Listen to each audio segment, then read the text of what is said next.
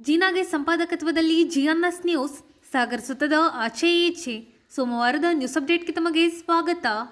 ಮುಖ್ಯಾಂಶಗಳು: ಸೋಲಿನ ಭೀತಿಯಿಂದ ಜೆಡಿಎಸ್ ಜೊತೆ ಬಿಜೆಪಿ ಹೊಂದಾಣಿಕೆ, ರಾಜ್ಯದಲ್ಲಿ ಕಾಂಗ್ರೆಸ್ 24 ಸ್ಥಾನ ಗೆಲ್ಲಲಿದೆ ಎಂದ ಮಂಜುನಾಥ್ ಭಂಡಾರಿ, ಪ್ರಜ್ವಲ್ ರೇವಣ್ಣ ಬಗ್ಗೆ ಬಿಜೆಪಿ ಮೌನವೇಕೆ, ರಸ್ತೆಗಿಳಿದು ಪ್ರತಿಭಟನೆ ಏಕಿಲ್ಲ ಎಂದ ಬೇಳೂರು, ವಕೀಲರ ಮೂಲಕ ನರೇಂದ್ರ ಮೋದಿ ನೇತೃತ್ವದ ಎನ್ಡಿಎ ಅಭ್ಯರ್ಥಿಗಳನ್ನು ಬೆಂಬಲಿಸಲು ರಾಜ್ಯ ಪ್ರವಾಸ ಎಂದ ವಸಂತ್ ಕುಮಾರ್, ಬಿವೈ ರಾಘವೇಂದ್ರ ಅವರಿಗೆ ಮೋದಿ ಸಂಪುಟದಲ್ಲಿ ಮಂತ್ರಿ ಯೋಗವಿದೆ ಎಂದ ರಂಗನಾಥ್, ಲೋಕಸಭಾ ಚುನಾವಣೆ ಹಿನ್ನೆಲೆಯಲ್ಲಿ ರೈಲ್ವೆ ಫೋರ್ಸ್ನಿಂದ ಪಥಸಂಚಲನ.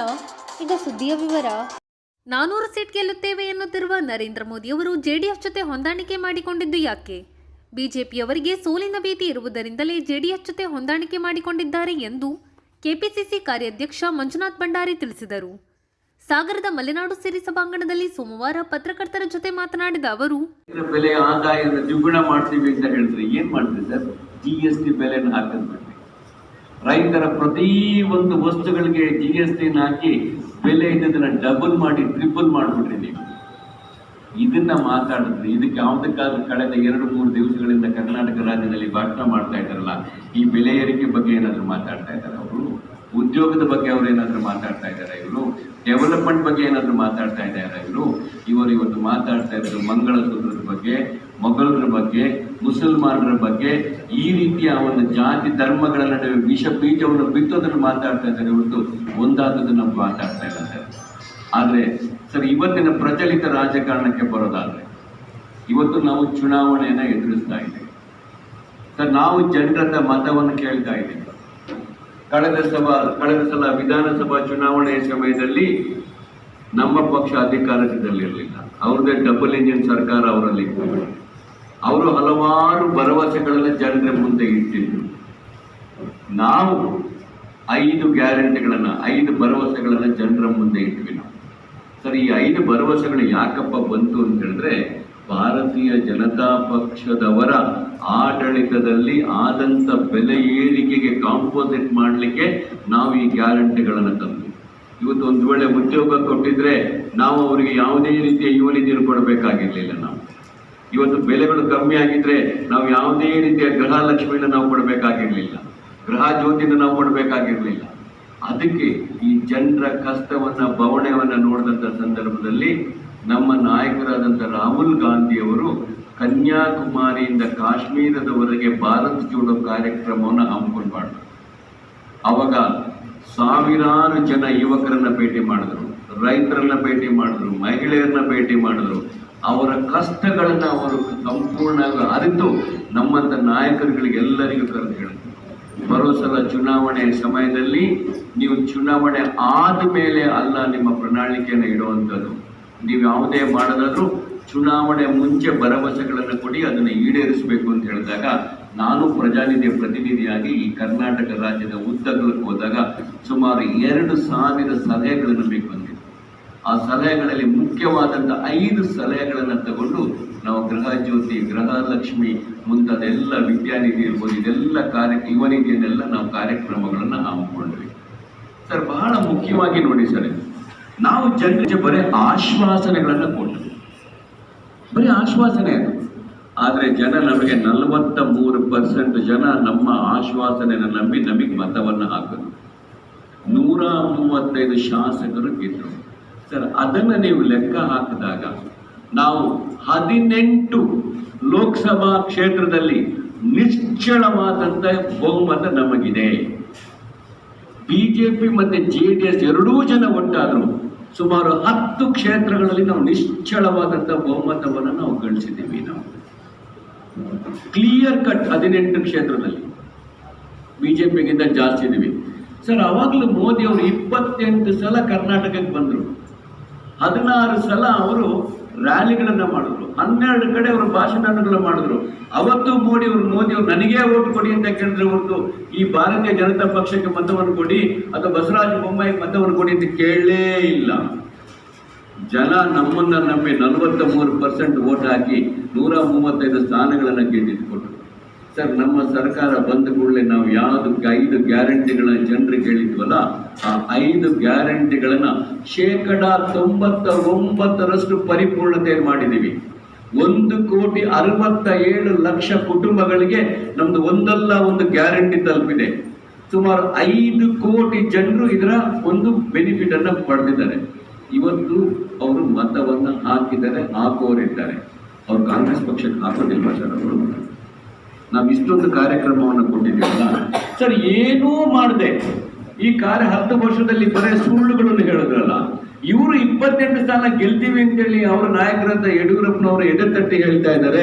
ಅವರ ನಾಯಕರಾದಂತ ಯಡಿಯೂರಪ್ಪ ವಿಜೇಂದ್ರ ಹೇಳ್ತಾ ಇರ್ಬೇಕಾದ್ರ ಸರ್, ಇಷ್ಟು ಕಾರ್ಯಕ್ರಮಗಳನ್ನು ಕೊಟ್ಟು 6 ಕೋಟಿ ಜನಸಂಖ್ಯೆಗೆ ಮುಟ್ಟಿ 1,67,00,000 ಮುಟ್ಟಿದಂತ ಈ ನಮ್ಮ ಕಾರ್ಯಕ್ರಮ ಇರ್ಬೇಕಾದ್ರ ನಾವು 28 ಸ್ಥಾನ ಗೆಲ್ತೀವಿ, ಅವ್ರು 28 ಸ್ಥಾನ ಗೆಲ್ತಾರೋ ಸರ್? ಬಹಳ ಸ್ಪಷ್ಟವಾಗಿ ಹೇಳ್ತೀನಿ ಸರ್, ನಾನು ಮನೆಗೆ ಭೇಟಿ ಕೊಡೋಕ್ಕಿಂತ ನಮ್ಮ ಕಾರ್ಯಕರ್ತರ ಜೊತೆ ನಾನು ಭೇಟಿ ಮಾಡಿದ್ದೀನಿ. ನಾನು ಆಕ್ಚುಲಿ ಶಿವಮೊಗ್ಗಕ್ಕೆ ಬಂದು ಇವತ್ತು 2ನೇ ಪತ್ರಿಕೆ, ಇಲ್ಲಿಂದ ನಾನು ಪತ್ರಿಕೆಗಳನ್ನು ಮಾತಾಡ್ತೀನಿ. ನನಗೆ ಕೆಲಸ ಏನಿತ್ತು ಅಂತ ಹೇಳಿದ್ರೆ ಬೂತ್ಗಳಿಗೆ ಹೋಗುವಂಥದ್ದು, ನಮ್ಮ ಕಾರ್ಯಕರ್ತರ ಭೇಟಿ ಆಗ್ತಾ ಇದ್ದೆ. ನಾನು ಅವ್ರ ಹತ್ರ ಕೇಳ್ತೇನೆ, ಏನಪ್ಪ ನಿಮ್ದು ಫೀಡ್ಬ್ಯಾಕ್ ಇದೆ, ಏನ್ ನನಗೆ ಹೇಳಿ ಅಂತ ಹೇಳ್ಬೇಕಾದ್ರೆ ಒಂದು ಮಾತು ಹೇಳ್ತಾ ಇದ್ರು ನಮಗೆ. ಸರ್, ಹೋದ ಸಲ ಎಲ್ಲ ಹೋಗ್ಬೇಕಾದ್ರೆ 2014, 2013 ಚುನಾವಣೆ ಹೋದಾಗಲ್ಲ, ಚುನಾವಣೆಯಲ್ಲಿ ಹೋಗಿರಲಿಲ್ಲ. ಆದರೆ ಕಳೆದ ಸಲ ಚುನಾವಣೆ ಸಮಯದಲ್ಲಿ ನಿಮ್ಮ ಗ್ಯಾರಂಟಿ ವಾರಂಟಿ ಇಲ್ಲ, ಇದೆಲ್ಲ ನೀವು ಮಾಡ್ತೀರಾ, ನೀವೆಲ್ಲ ಹೇಳೋಗ್ಬಿಡ್ತೀರಾ ಅಂತ ನಮಗೆ ಬೈತಾ ಇದ್ರು ಸರ್. ಆದರೆ ಈ ಸಲ ಅವರೇ ನಮ್ಮನ್ನು ಮನೆ ಕರೀತಾ ಇದ್ದಾರೆ, ನಮಗೆ ಕಾಫಿ ಕೊಡ್ತಾ ಇದ್ದಾರೆ, ನಮಗೆ ಟೀ ಕೊಡ್ತಾ ಇದ್ದಾರೆ. ನೋಡಪ್ಪ, ನಿನ್ನ ಗ್ಯಾರಂಟಿನ ನಾನು ಬದುಕ್ತಾ ಇದ್ದೀನಿ ಅಂತ ನಮಗೆ ಬಹಳ ಸಂತೃಪ್ತಿಯಿಂದ ಹೇಳ್ತಾ ಇದ್ದಾರೆ ಸರ್. ಈ ಸಲ ಮತವನ್ನು ನಿಮಗೆ ಹಾಕ್ತೀನಿ ಅಂತ ಹೇಳ್ತಾ ಇದ್ದಾರೆ ಸರ್ ಅಂತೇಳಿ ನಮಗೆ ನಮ್ಮ ಕಾರ್ಯಕರ್ತರು ಇವತ್ತು ನನಗೆ ಹೇಳ್ತಾ ಇದ್ದಾರೆ ಸರ್. ಇದನ್ನೆಲ್ಲ ಆಧರಿಸಿ 43% ಜೊತೆ ಇದೇನಾದರೂ 5-8% ಓಟು ನಮಗೆ ಬಂತು ಅಂತ ಹೇಳಿದ್ರೆ ಮಿನಿಮಮ್ ನಾವು 24 ಸ್ಥಾನದಿಂದ ಎಲ್ಲ ಸ್ಥಾನವನ್ನು ಗೆಲ್ತೀನಿ. ಅದರಲ್ಲಿ ಶಿವಮೊಗ್ಗ ಸ್ಥಾನವನ್ನು ಗೆಲ್ಲೋದ್ರಲ್ಲಿ ಯಾವುದೇ ರೀತಿಯ ಅನುಮಾನ ನಮಗಿಲ್ಲ. ಈಗಾಗಲೇ 43% ಜನ ನಮಗೆ ಓಟ ಹಾಕಿದ್ರು. ಹಾಕಿದ ಮೇಲೆ ಆ ಜನಕ್ಕೆ ನಾವು ಏನನ್ನ ಪ್ರಾಮಿಸ್ ಮಾಡಿದ್ವೋ ಅದನ್ನು ಸಂಪೂರ್ಣ ನಾವು ಮಾಡಿದ್ದೀವಿ. ಹಾಗಾಗಿ ನಮಗೆ ಕಮ್ಮಿ ಅಂತ ಹೇಳಿದ್ರು ಎಲ್ಲರ ಪ್ರಕಾರ ನಮಗೆ 10-15% ಸ್ವಿಂಗ್ ಆಗುತ್ತೆ ಅಂತ ಹೇಳ್ತಾ ಇದ್ದಾರೆ. ಒಂದು ವೇಳೆ ನಮಗೆ 8% ಇಂದ 9-10% ಬಂತು ಅಂತ ಹೇಳಿದ್ರೆ 28 ಸ್ಥಾನನ ಈ ಸಲ ಕಾಂಗ್ರೆಸ್ ಪಕ್ಷ ಗೆಲ್ಲುತ್ತೆ ಹೊರತು ಬಿಜೆಪಿಯವರು ಅಲ್ಲೇ ಅಲ್ಲ. ಬಹಳ ಸ್ಪಷ್ಟವಾಗಿ ನಾನು ಹೇಳಲಿಕ್ಕೆ ಬಯಸ್ತಾ ಇದ್ದೀನಿ ಸರ್, ಕಾಂಗ್ರೆಸ್ ಪಕ್ಷ ಬಂದೇ ಬರುತ್ತೆ.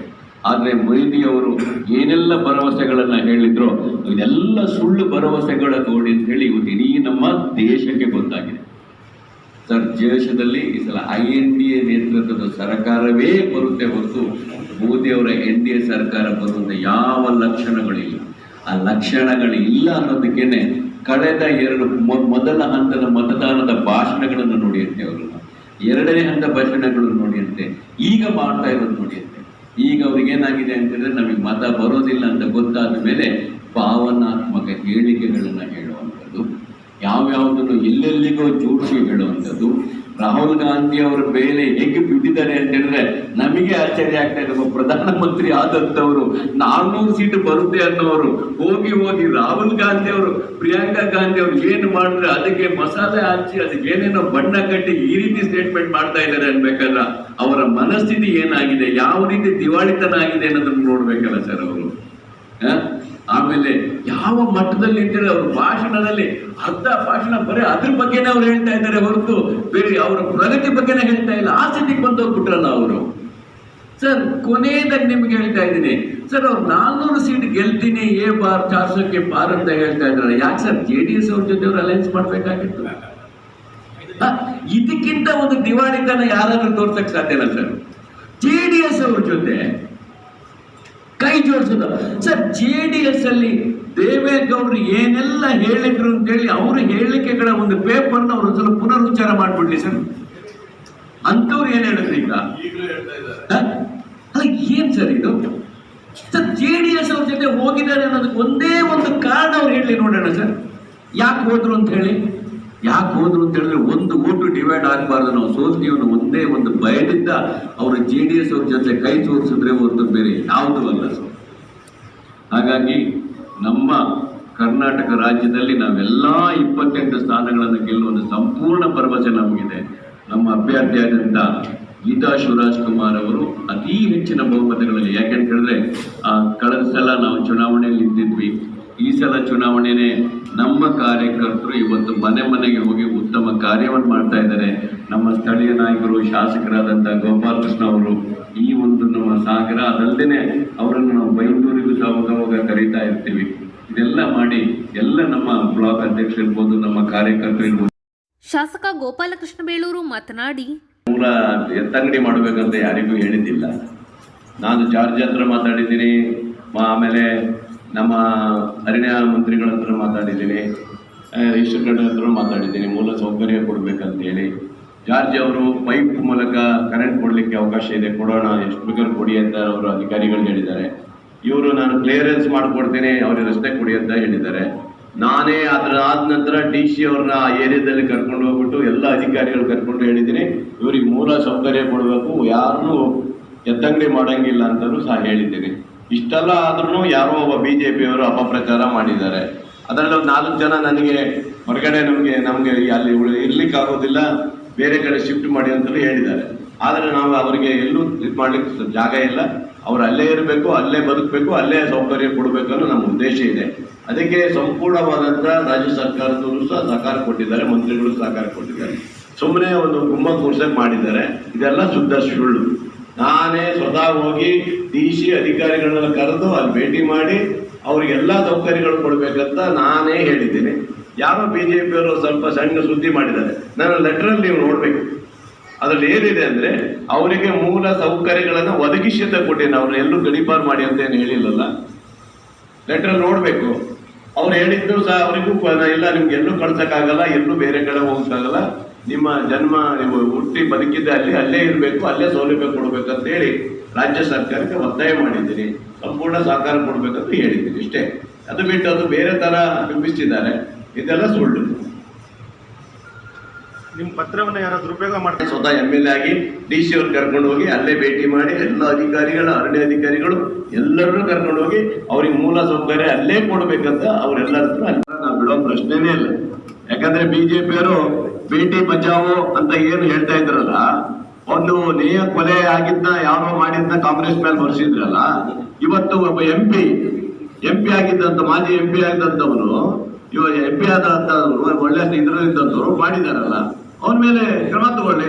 ಈಗ ಇವನು ಹೇಳ್ತಿದ್ದಲ್ಲ, ಯಾರು ಎತ್ನಾಡು, ನಾವು ಹಂಗೆ ಮಾಡ್ರಿ, ನೀವು ಅದಕ್ಕೆ ತರ್ರಿ, ಗುಂಡು ಹೊಡೆಯತ್ ತರ್ರಿ, ಇದ್ದರ್ರಿ ಅಂತ ಅವೆಲ್ಲ ತರಬೋದಲ್ಲ. ಈ ತರ ಕೇಳಿದವ್ರೆ, ಒಬ್ಬರು ಬಿಟ್ಟಿಕ್ಕಂದಿಲ್ಲ, ಒಬ್ಬರು BJP ಮಾತಾಡಿಲ್ಲ, ಒಬ್ಬರು CBI ಕೇಳಿಲ್ಲ, ಎಲ್ಲರಿಗೂ CBI ಕೇಳೋರಲ್ಲ. ಈಗ ನೇಯ ಕೊಲೆ CBI ಕೇಳ್ತಾ ಇದಾರಲ್ಲ, ಇವ್ರು ಯಾಕೆ ಕೇಳ್ತಾ ಇಲ್ಲ? ಕೊಡ್ರಿ CBI ಅಂತ ಹೇಳ್ಬೋದಲ್ಲ, ಯಾರು ಬಾಯಿ ಬಿಡ್ತಲ್ಲ. ಅಂದ್ರೆ ಸೌಜನ್ಯ ಕೊಲೆ ಕೇಸ್ ಆಯ್ತು ಧರ್ಮಸ್ಥಳದಲ್ಲಿ, ಅದ್ರ ಬಗ್ಗೆ ಬಿಟ್ಟುಕಂದಿಲ್ಲ ಯಾರು ಈ BJP ಅವರು. ನೇಯ ಕೊಲೆ ಮಾತ್ರ ಮುಸ್ಲಿಮರು ಕೊಲೆ ಮಾಡಿದ್ರೆ ಮಾತ್ರ ಅದು ಕಾಂಗ್ರೆಸ್ನವ್ರ ಕೊಲೆ ಮೇಲೆ ಬರುತ್ತೆ ಅಷ್ಟೇ. ನೇಯ ಕೊಲೆ ಮಾಡಿದ್ರಲ್ಲ ಹಿಂದೂಗಳು, ಪಾಪಿಗಳು, ಅವ್ರ ಬಗ್ಗೆ ಏನು ಚಕ್ರ ಎತ್ತಿಲ್ಲಲ್ಲ, ಅದನ್ನ ಎತ್ತಬೇಕು. ಅದನ್ನ ಎತ್ತರಿ ನೀವು, ಯಾರಾದ್ರೆ ಏನು, ಅದ್ರಲ್ಲಿ ಹಿಂದೂ, ಮುಸ್ಲಿಂ, ಕ್ರಿಶ್ಚಿಯನ್ ಅಂತ ಇದೆಯಾ? ಯಾವನಾದ್ರೂ ಅಷ್ಟೇ, ನೀವು ಕಾನೂನು ತರ್ರಿ, ಹೊಸ ಕಾನೂನೇ ತರ್ರಿ. ನೇಣಿಗೆ ಅದು ತರ್ತಿರೋ, ಗುಂಡು ಹೊಡೆಯ ತರ್ತಿರೋ, ಎಲ್ಲರೂ ಸೇರಿ ಹೊಸ ಪಾರ್ಲಿಮೆಂಟ್ ಅಲ್ಲಿ ತನ್ನಿ. ಆ ತಂದಾಗ ಗೊತ್ತಾಗತ್ತೆ ಯಾರು ಮಾಡಿದ್ರು ಏನು ಅಂತ. ಅಂದ್ರೆ ಯಾವನೋ ಮುಸ್ಲಿಂ ಮಾಡಿದರೆ ಕಾಂಗ್ರೆಸ್ ಮೇಲೆ ಹಾಕ್ತಿರಲ್ಲ, ನಾವು ಅವನಿಗೆ ಹೇಳಿದ್ವಾ ಕೊಲೆ ಮಾಡು ಅಂತ? ಇಸ್ಲಿಂ ಜನಾಂಗ ದೋಷ ಮಾಡ್ತಿರಲ್ಲ ನೀವು. ಹಾಗಾದ್ರೆ ಇದು ಇವತ್ತಿನ ಏನ್ ಮಾಡ್ತೀರಿ? ಪ್ರಜ್ವಲ್ ರೇವಣ್ಣಗೆ ಏನ್ ಮಾಡ್ತೀರಿ ನೀವು? ಮಾಡಿದ್ರಿ ಸೌಜನ್ಯ ಕೇಸ್ ಏನ್ ಮಾಡಿದ್ರಿ? 1 ದಿವಸ ಹೋರಾಟ ಮಾಡಿದ್ರೆ BJP ನೀವು ಸೌಜನ್ಯಕ್ಕೆ. ಈ ಸಂದರ್ಭದಲ್ಲಿ ಬ್ಲಾಕ್ ಕಾಂಗ್ರೆಸ್ ಅಧ್ಯಕ್ಷ ಕಲಸಿ ಚಂದ್ರಪ್ಪ, ಪ್ರಮುಖರಾದ HM Ravikumar, IN Suresh Babu, K Holeyappa ಇನ್ನಿತರರು ಹಾಜರಿದ್ದರು. ನರೇಂದ್ರ ಮೋದಿಯವರು 3ನೇ ಬಾರಿ ಪ್ರಧಾನಿಯಾಗಲು ಪೂರಕ ವಾತಾವರಣವಿದೆ ಎಂದು ಬಿಜೆಪಿ ವಕೀಲರ ಪ್ರಕೋಷ್ಠ ರಾಜ್ಯಾಧ್ಯಕ್ಷ ವಸಂತ್ ಕುಮಾರ್ ತಿಳಿಸಿದರು. ಸಾಗರದ ಬಿಜೆಪಿ ಕಚೇರಿಯಲ್ಲಿ ಸೋಮವಾರ ಪತ್ರಕರ್ತರ ಜೊತೆ ಮಾತನಾಡಿದ ಅವರು, ಲೋಕಸಭಾ ಚುನಾವಣೆ ಈಗಾಗಲೇ ಇಡೀ ದೇಶದಲ್ಲಿ ಚುನಾವಣೆ ಎಲ್ಲ ಕಡೆ ನಡೀತಾ ಇದೆ. ಮುಂದೆ ಚುನಾವಣೆಗಳು ಕೂಡ ನಡೆಯೋದಿದೆ. ಈಗಾಗಲೇ ರಾಜ್ಯದ 14 ಲೋಕಸಭಾ ಕ್ಷೇತ್ರದಲ್ಲಿ ಈಗಾಗಲೇ ಮತದಾನ ಆಗಿದೆ. ಏಪ್ರಿಲ್ 26ನೇ ತಾರೀಕು ಎಲ್ಲ ಕಡೆ ಶಾಂತಿಯುತವಾದ ಮತದಾನ 14 ಲೋಕಸಭಾ ಕ್ಷೇತ್ರ ನಡೆದಿದೆ. ಅದರಲ್ಲಿ 3 JDS ಮತ್ತು ಇನ್ನು ಉಳಿದಂಥ 11 ಲೋಕಸಭಾ ಕ್ಷೇತ್ರದ BJP ಅಭ್ಯರ್ಥಿಗಳ ಚುನಾವಣೆ ಈಗಾಗಲೇ ಆಗಿದೆ. ಈಗ ಮೇ 7ನೇ ತಾರೀಕು ಈ ಉಳಿದ 14 ಲೋಕಸಭಾ ಕ್ಷೇತ್ರ ಚುನಾವಣೆ ನಡೆಯುತ್ತೆ. ನಮಗೆ ಇವತ್ತು ನಮ್ಮ ಮಾನ್ಯ ಶಾಸಕರು ಮತ್ತು ಮಾಜಿ ಕಾನೂನು ಸಚಿವರ ಸುರೇಶ್ ಕುಮಾರ್ ಅವರ ನೇತೃತ್ವದಲ್ಲಿ ನಮ್ಮ ಎರಡು NDA BJP ಮತ್ತು JDSನ ಎರಡೂ ಕಾನೂನು ಘಟಕದ ರಾಜ್ಯ ನಾಯಕರ ತಂಡ ಈಗಾಗಲೇ ಒಂದು 21 ವಕೀಲರ ಸಂಘಗಳಿಗೆ ನಾವು ಭೇಟಿ ಕೊಟ್ಟಿದ್ದೇವೆ. ನಾವು ಮೈಸೂರು, ರಾಮನಗರ, ಮಂಡ್ಯ, ಹಾಗೆಯೇ ಕೋಲಾರ, ಹಾಸನ ಮತ್ತು ಚಿತ್ರದುರ್ಗ, ದಾವಣಗೆರೆ, ಹೀಗೆ ಹುಬ್ಬಳ್ಳಿ, ಧಾರವಾಡ ಎಲ್ಲ ವಕೀಲರ ಸಂಘಗಳಿಗೆ ಭೇಟಿ ಕೊಡ್ತಾ ಮೊನ್ನೆ ಹುಬ್ಬಳ್ಳಿ ಮತ್ತು ಕೊಪ್ಪಳದಲ್ಲೂ ಕೂಡ ವಕೀಲರ ಸಂಘಗಳಿಗೆ ಭೇಟಿ ಕೊಡ್ತಿದೆ. ಅಭೂತಪೂರ್ವವಾದಂಥ ಸ್ವಾಗತ ಸಿಗ್ತಾ ಇದೆ.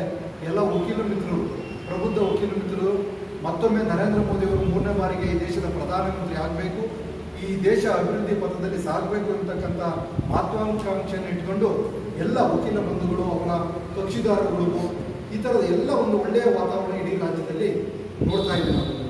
ಈಗಾಗಲೇ 14 ಲೋಕಸಭಾ ಕ್ಷೇತ್ರದಲ್ಲಿ 14 ಕೂಡ ನಾವು ಗೆಲ್ತಕ್ಕಂಥ ಒಂದು ವಾತಾವರಣ ನಮಗೆ ಈಗಾಗಲೇ ಸಮೀಕ್ಷೆಗಳಿಂದ ಸಿಗ್ತಾ ಇದೆ. ಇನ್ನು ಮುಂದೆ ನಾವು ಉಳಿದ 14 ಲೋಕಸಭಾ ಕ್ಷೇತ್ರದ ಪ್ರಚಾರ ಕಾರ್ಯವನ್ನು ಎಲ್ಲ ಕಡೆ ಮಾಡಲಿದ್ದೀವಿ. ನಾಳೆ ದಾವಣಗೆರೆಗೆ ನಾವು ವಕೀಲರ ಸಂಘಕ್ಕೆ ಭೇಟಿ ಕೊಡೋರಿದ್ದೀವಿ, ಹಾವೇರಿಗೆ ಭೇಟಿ ಕೊಡೋರಿದ್ದೀವಿ. ಮುಂದಿನ 2ನೇ ತಾರೀಕು ನಾವು ರಾಯಚೂರು ಮತ್ತು ಗುಲ್ಬರ್ಗ ಬಾರ್ ಅಸೋಸಿಯೇಷನ್ಸ್ಗೆ ಭೇಟಿ ಕೊಡೋರಿದ್ದೀವಿ. ಹೀಗೆ ಒಂದು ಒಳ್ಳೆಯ ವಾತಾವರಣ ಇಡೀ ರಾಜ್ಯದಲ್ಲಿ ಕಾಣ್ತಾ ಇದ್ದೀವಿ.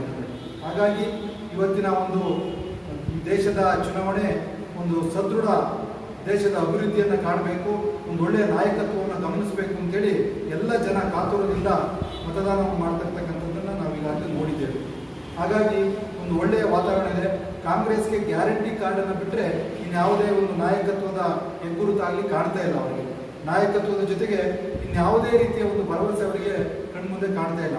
ಅವ್ರು ಏನು ಮಾಡ್ತಿದ್ದಾರೆ, ಕಳೆದ ಒಂದು ವಾರದಿಂದ ಪ್ರತಿದಿನ ಪತ್ರಿಕೆಗಳಲ್ಲಿ ಖಾಲಿ ಚಂಬಿರ್ತಕ್ಕಂಥ ಚಿತ್ರವನ್ನು ಕೊಡ್ತಕ್ಕಂಥದ್ದು, ದೇಶದ ಪ್ರಧಾನಮಂತ್ರಿಗಳು ಪ್ರವಾಸಕ್ಕೆ ಬಂದಂಥ ಸಂದರ್ಭದಲ್ಲಿ ಖಾಲಿ ಚಂಬು ಪ್ರದರ್ಶನ ಮಾಡ್ತಕ್ಕಂಥದ್ದು ಇರ್ಬೋದು. ಇದು ಅವರು ಈ ದೇಶದ ಪ್ರಧಾನಮಂತ್ರಿಗೆ ತೋರ್ತಕ್ಕಂಥ ಅಗೌರವವನ್ನು ನಾವಿಲ್ಲಿ ಎದ್ದು ಕಾಣ್ತಾ ಇದ್ದೀವಿ. ಅದಕ್ಕೆ ಮಾನ್ಯ ಪ್ರಧಾನಮಂತ್ರಿ ದೇವೇಗೌಡರು ಪ್ರಧಾನಮಂತ್ರಿ ನರೇಂದ್ರ ಮೋದಿಯವರ ಸಮಾವೇಶದಲ್ಲಿ ಭಾಷಣದಲ್ಲಿ ಈ ಕಾಂಗ್ರೆಸ್ನವರು ತೋರಿಸ್ತಕ್ಕಂಥ ಚಂಬು ಅದು ಖಾಲಿ ಚಂಬಲ್ಲ, ನರೇಂದ್ರ ಮೋದಿಯವರು ಮುಂದಿನ ದಿನಗಳಲ್ಲಿ ದೇಶದ ಅಭಿವೃದ್ಧಿಯ ಅಕ್ಷಯ ಪಾತ್ರ ಇರತಕ್ಕಂಥ ಮಾತನ್ನ ಪ್ಯಾಲೇಸ್ ರೋಡ್ನಲ್ಲಿ ಮೊನ್ನೆ ಉಲ್ಲೇಖ ಮಾಡಿದ್ದಾರೆ. ಹೀಗಾಗಿ ಎಲ್ಲ ದೇಶದ ಎಲ್ಲ ಕಡೆ ನರೇಂದ್ರ ಮೋದಿಯವರ ನಾಯಕತ್ವವನ್ನು ಜನ ಒಪ್ಪಿದ್ದಾರೆ. ಈ ದೇಶದ ಅಭಿವೃದ್ಧಿಯನ್ನು ಎಲ್ಲರೂ ಕೂಡ ಕಾಣ್ತಾ ಇದ್ದಾರೆ. ಮುಂದಿನ ದಿನಗಳಲ್ಲಿ ಈಗಾಗಲೇ ಬಂಧುಗಳೇ, ನಮ್ಮ ಕಾನೂನು ಪ್ರಕೋಷ್ಠ ಸಾಕಷ್ಟು ಕೆಲಸಗಳನ್ನು ಚುನಾವಣೆಗೆ ಮಾಡ್ತಾ ಈ ದೇಶದ ಅಭಿವೃದ್ಧಿ ಕೆಲಸಗಳನ್ನು ವಕೀಲರುಗಳಿಗೆ ತಿಳಿಸ್ತಾ ಇದೆ. ಈ ದೇಶದಲ್ಲಿ ಆಗಿರ್ತಕ್ಕಂಥ ರೈಲ್ವೇಸ್ ಇರ್ಬೋದು, ಈ ದೇಶದಲ್ಲಿ ಆಗಿರ್ತಕ್ಕಂಥ ವಿಮಾನ ನಿಲ್ದಾಣಗಳ ಬಗ್ಗೆ ಇರ್ಬೋದು, ಈ ದೇಶದಲ್ಲಿ ಆಗಿರ್ತಕ್ಕಂಥ ರೈತರಿಗೆ ಮಾಡಿರ್ತಕ್ಕಂಥ ಕೆಲಸ ಕಾರ್ಯಗಳಿರ್ಬೋದು, ಈ ಥರ ಅನೇಕ ಹತ್ತಾರು ಅಭಿವೃದ್ಧಿ ಕಾರ್ಯಗಳನ್ನು ನಾವು ಈಗಾಗಲೇ ಕೊಟ್ಟಿದ್ದೇವೆ. ಈ ಇಡೀ ರಾಜ್ಯದಲ್ಲಿ ಇವತ್ತು ಏನು ಕೇಂದ್ರದಿಂದ ಕೊಡ್ತಕ್ಕಂಥ ಅಕ್ಕಿಯನ್ನು ಅವರ ಚಿತ್ರವನ್ನು ಹಾಕಿಕೊಂಡು ಕೊಡ್ತಕ್ಕಂಥ ಅಕ್ಕಿ ರಾಜ್ಯದಿಂದ ಕೊಡ್ತೀವಿ ಅಂತಕ್ಕಂಥ ಬಿಂಬಿಸ್ತಕ್ಕಂಥ ಕೆಲಸ ಇರ್ಬೋದು. ಈ ಥರ ಸುಳ್ಳು ಭರವಸೆಗಳನ್ನು ರಾಜ್ಯ ಸರ್ಕಾರ ಕೊಟ್ಟು ಜನಗಳನ್ನು ಮರಳು ಮಾಡಲಿಕ್ಕೆ ಹೊರಟಿದೆ. JDS ವಕೀಲರ ಪ್ರಕೋಷ್ಠದ ರಾಜ್ಯಾಧ್ಯಕ್ಷ AP ರಂಗನಾಥ್ ಮಾತನಾಡಿ, JDS NDA ಭಾಗವಾಗಿ ನಾವು BJP ಕಾನೂನು ಘಟಕ ಮತ್ತು JDS ಕಾನೂನು ಘಟಕ ರಾಜ್ಯಾದ್ಯಂತ ಈ ಚುನಾವಣೆಯಲ್ಲಿ ಸಕ್ರಿಯವಾಗಿ ಭಾಗವಹಿಸಿ ವಕೀಲ ಸಮುದಾಯವನ್ನು ಚುನಾವಣೆಯಲ್ಲಿ ತೊಡಗಿಸ್ಕೋಬೇಕು. ವಕೀಲರಿಗೆ ಸಮಾಜದ ಬಗ್ಗೆ, ಸದೃಢ ಸರ್ಕಾರದ ಬಗ್ಗೆ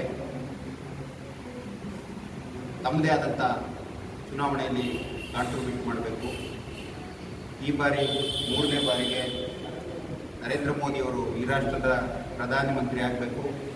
ದೇಶ ಏನು ಅಭಿವೃದ್ಧಿ ಪಥದತ್ತ ಹೋಗ್ತಾ ಇದೆ ಅದು ಮುಂದುವರಿಬೇಕು ಅನ್ನುವ ನಿಟ್ಟಿನಲ್ಲಿ ನಾವು ಕೆಲಸ ಮಾಡ್ತಾ ಇದ್ದೇವೆ. 14 ಕ್ಷೇತ್ರಗಳ ಚುನಾವಣೆ ಮುಗಿದಿದೆ. ನಾವು ಅಲ್ಲೆಲ್ಲ ವಕೀಲರನ್ನು ಸನ್ಮಾನ್ಯ ಸುರೇಶ್ ಕುಮಾರ್ ನೇತೃತ್ವದಲ್ಲಿ ಭಾಗಿಯಾಗಿ ವಕೀಲರ ಮುಖಾಂತರ ವಕೀಲರು ತಮ್ಮ ಕಕ್ಷಿದಾರರು ನೂರಾರು ಕಕ್ಷಿದಾರರಿರ್ತಾರೆ. ವಕೀಲರಿಗೆ ಅವರದೇ ಆದಂಥ ಗೌರವ ಘನತೆ ಇರುತ್ತೆ. ವಕೀಲರು ನಂಬುವಂಥ ಜನ ಇರ್ತಾರೆ. ಅವ್ರನ್ನೆಲ್ಲ ಮನವೊಲಿಸಿ NDA ಕೂಟಕ್ಕೆ ಬೆಂಬಲ ನೀಡಬೇಕು ಅಂತೇಳಿ ಮನವಿ ಮಾಡ್ತಾ ಇದ್ದೀವಿ. ಏನು ವಕೀಲರಿಗೆ ವಿಶೇಷವಾಗಿ ಸನ್ಮಾನ್ಯ ಬಸವರಾಜ ಬೊಮ್ಮಾಯಿ ಅವರಿದ್ದಾಗ ಹೆಲ್ತ್ ಇನ್ಶೂರೆನ್ಸ್ ಕೊಡಬೇಕು ಅಂತೇಳಿ 100 ಕೋಟಿ ಕಾರ್ಪಸ್ಗಳನ್ನು ಇಟ್ಟಂಥದ್ದೊಂದು ಇತಿಹಾಸದಲ್ಲಿ ಏನಾದರೂ ಇದೆ ಅದು ಬಸವರಾಜ ಬೊಮ್ಮಾಯಿ ಅವರ ಸರ್ಕಾರ ವಕೀಲರಿಗೆ ಯಾವುದೇ ಆದಂಥ ಕೊಡುಗೆಯನ್ನು ನೀಡಿದ್ದಾರೆ. JDS ವಕೀಲರಿಗೆ ಸ್ಟೈಫಂಡಿಂದ ಹಿಡಿದು ಕಳೆದ 13 ತಿಂಗಳಲ್ಲಿ ಕುಮಾರಸ್ವಾಮಿಯವರು ರಾಜ್ಯದ ರೈತರ 25,000 ಕೋಟಿ ಸಾಲವನ್ನು ಮನ್ನಾ ಮಾಡಿದ ವಿಚಾರ ಇರ್ಬೋದು. ಇವೆಲ್ಲ ಇಟ್ಕೊಂಡು ನಾವು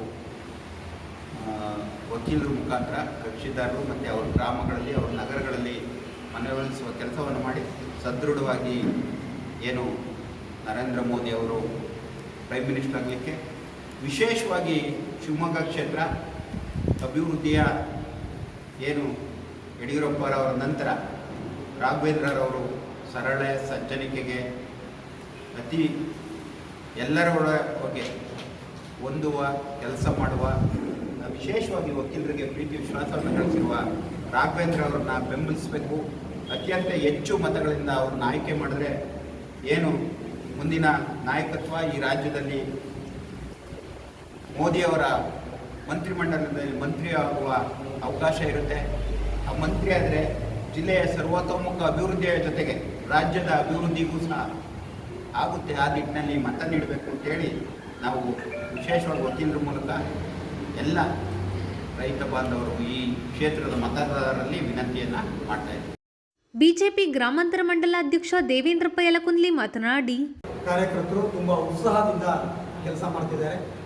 ಮತ್ತು ನಮ್ಮ ಅಭ್ಯರ್ಥಿಯಾದಂಥ ರಾಘವೇಂದ್ರ ಅವರು ಇಲ್ಲಿ ಸಾಗರ ತಾಲೂಕಿಗೆ ಹೆಚ್ಚಿನ ಕೊಡುಗೆಯನ್ನು ಕೊಟ್ಟಿರೋದ್ರಿಂದ ಅದನ್ನು ಒಪ್ಪಿ ಇವರ ಕಾಂಗ್ರೆಸ್ನವರ ಯಾವುದೇ ಒಂದು ಗ್ಯಾರಂಟಿಗಳನ್ನು ತಿರಸ್ಕರಿಸಿ ಜನರಿಗೆ ಈಗ ಬೇಕಾದ ಜನರನ್ನ ಯಾರನ್ನೇ ಕೇಳಿದರೂ ಕೂಡ ಆ ಗ್ಯಾರಂಟಿಗಿಂತ ನಮ್ಮ ಅಭ್ಯರ್ಥಿ ಹಾಲಿ ಲೋಕಸಭಾ ಸದಸ್ಯರು ಮಾಡಿರ್ತಕ್ಕಂಥ ಕೆಲಸಗಳನ್ನೇ ಗುರುತು ಮಾಡಿಕೊಂಡು ಜನರು ಮತ್ತೆ ಹಿಂದಿನ ಇದೇ ಕಾಂಗ್ರೆಸ್ ಅಭ್ಯರ್ಥಿ ಹಿಂದೆ 10 ವರ್ಷಗಳ ಹಿಂದೆ ಇಲ್ಲಿ ಚುನಾವಣೆಗೆ ಸ್ಪರ್ಧಿಸಿದ್ರು.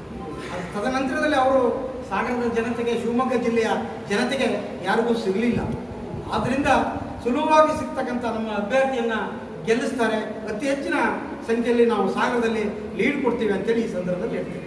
ಗೋಷ್ಠಿಯಲ್ಲಿ ಕೆವಿ ಪ್ರವೀಣ್, ಸುವರ್ಣ ಟೀಕಪ್ಪ, ಹುಬಾ ಅಶೋಕ್, ಶ್ರೀಕಂಠಗೌಡ, ಗಿರೀಶ್ ಗೌಡ, ರೂಪಾ, ಚಂದ್ರಕಾಂತ್ ಇನ್ನಿತರರು ಹಾಜರಿದ್ದರು.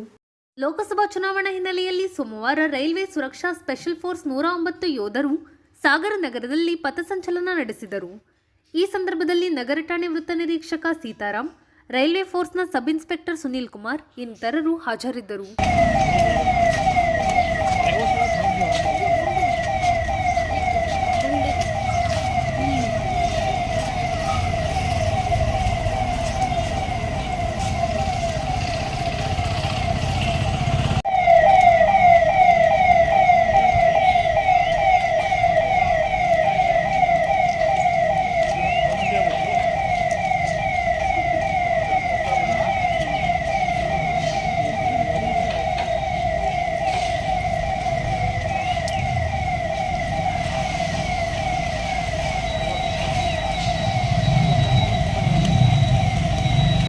ಇದು ಸೋಮವಾರದ ಸಮಗ್ರ ಸುದ್ದಿ. ನಿರಂತರ ಸುದ್ದಿಗಾಗಿ ನೋಡ್ತಾ ಇರಿ GNS ನ್ಯೂಸ್. ನಮಸ್ಕಾರ.